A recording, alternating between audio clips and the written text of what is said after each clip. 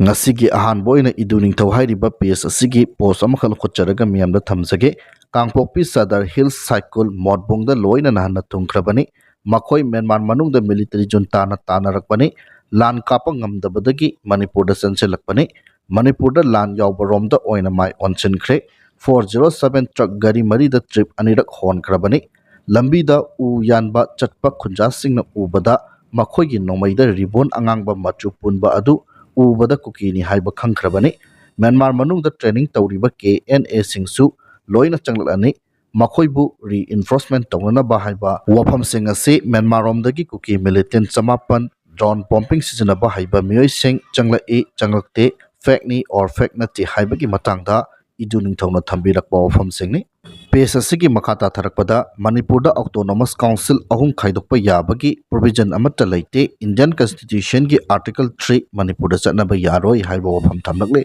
makasa tharakpada Ukhrul Times hariba pesa sigi post amakhal khotcharaga miyamda thamjage Nagaland ki Dimapur dagi kilometer 35 rom chatlaga leiba Hebron camp tabar lenga ki naga political issue gi mihut oiriba AK Mishra amadi innocent IM gi leader singa mifam pangthokpada yanakibagi matung ina satliba tha sigi aroiba October thada santi gi wari sanaragani hairi ngarang pung ani khara hena Hebron da mifam pangthokiba adu mahi yale haina nakal ani magna launakhi amadi mifam aduda chairman Q Tokyo General Secretary DH Moiba amadi atai makok thongba innocent IM gi leader sing yaukhi makasa tharakpada 29 November 2014 da Kanglaisa Singh waba yaudri aduna wakhal tadri haiba AT gi luching purel korongamba khumana thagat pirakpa post amakhak nahunana angawbani matamaduda IC haiba miyamda thamjage malemgi manglamchat ki wari paruraga nationalism in Vietnam or Vietnam War sanaba lairektradana supam phanglaktradana loilam mapu France singda uchi mamai yonbagi wari lei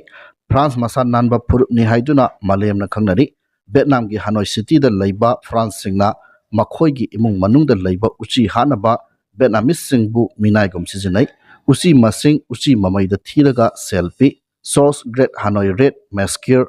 ngasigi Korea chabon thaklaga oirakpa lebakni America thawai kubak ta oirakpa lebak Russian sinmi singna khutta khulai paiduna oirakpa lebakni Sina pumlabu u mangra saraga semlakba strong nation ni yam lairi Peru Spain gi wari Thailand France gi wari Native American gi wari Aboriginal of Australia gi wari aikhoge yam manaba China gi opium war gi wari hoi chumi pokngamdana pokpa mioi mapokni nongai thokkadabani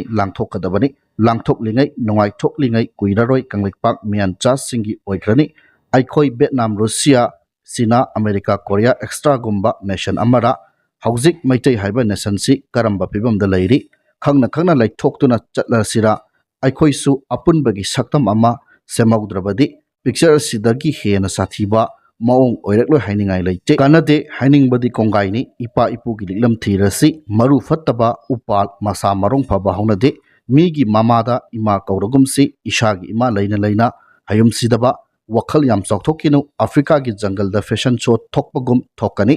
aikhoina chokhalena matau tamliba lebak singdu masa ki culture purup maraibak nungsiba ngaktani aduna malengi chokhatpagi lamjelda saruk yaba ngamli noi aikhoina ishagi leijariba phajakraba singdu nathaiduna migida napsagena koitan tanari hayum sidaba haiba kofam makhatana thamle makha satharakpada hi yai khomman news sariba page asigi post khar khak khotcharaga aroi boina miyamna thamjage Assam rifle chat kiba yaroi haina laimakhong da kuki phuruk ki mairoi singna relay chat khre haiba wafam thamlakli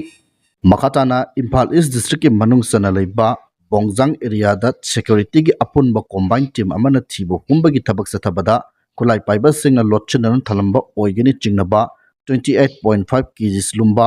IEDS 750 meters cortex amadi pull and release mechanism ama phagatpa ngamle hairi makhatana mantri pukhida nauna sakiba state police headquarter athuba matamda sangabagi semsaba loikhre haibo pham thamlakni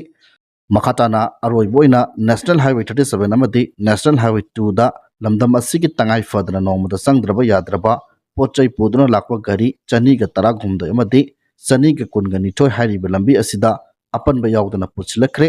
makhatana pochai pusilakpada khudong thiba thoktana bagi damak singningai oiba mafam singda security force na akanba section tharang lokhatki Manipur district punamakta pamdaba thodok thoktana bagi damak sing amasung tamda punna checkpoint ꯆꯥꯝꯃꯒ 8 ꯍꯥꯡꯗꯨꯅ ꯑꯆꯠ ꯑꯋꯣꯡꯁꯤꯡ check ꯇꯧꯕꯒꯤ ꯊꯕꯛ ꯆꯠꯊꯕꯗ ꯃꯤꯐꯥ ꯃꯤꯄꯨꯟ ꯑꯃꯠꯇ ꯌꯥꯎꯈꯤꯕ ꯂꯩꯇꯦ ꯍꯥꯏꯕ ꯋꯥꯐꯝ ꯑꯁꯤ ꯊꯝꯖꯔꯒ ꯉꯁꯤꯒꯤꯗꯤ ꯃꯇꯥꯡ ꯁ꯭ꯋꯥꯏꯗ ꯂꯣꯏꯁꯤꯟꯖꯔꯦ꯫